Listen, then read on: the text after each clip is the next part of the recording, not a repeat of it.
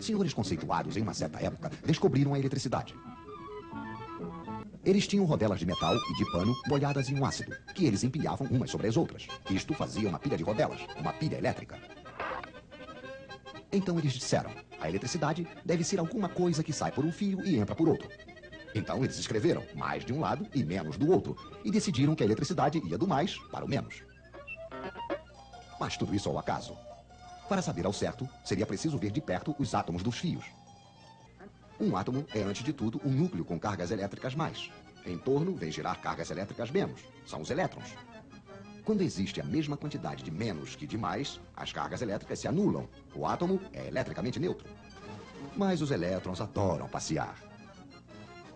Então, assim que falta um elétron, há uma carga a mais que não é mais anulada. O átomo não é mais neutro. Ele se torna positivo. E quanto mais lhe falta elétrons, mais o átomo é positivo. Ele só terá uma vontade, o átomo, claro, que é a de recuperar elétrons. Esses elétrons andarilhos, nós os chamamos de elétrons livres. Só que esses elétrons que andam ao acaso não são os que produzem eletricidade útil. Mas suponhamos que temos dois fios de cobre e entre os dois uma espécie de aspirador de elétrons.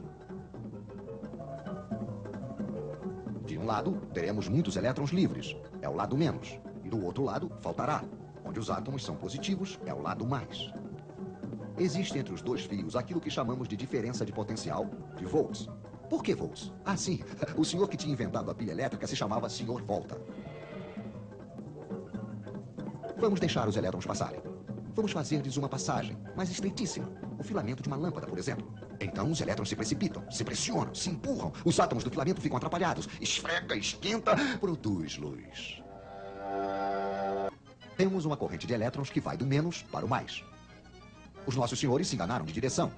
É verdade que eles não sabiam ainda o que eram os elétrons. Podemos também fazer girar um ímã diante de uma bobina. Aí é preciso energia mecânica. É um pouco desse modo, porém mais complicado, que é fabricar a eletricidade que chega na casa de vocês. Mas não tentem saber onde está o mais e onde está o menos.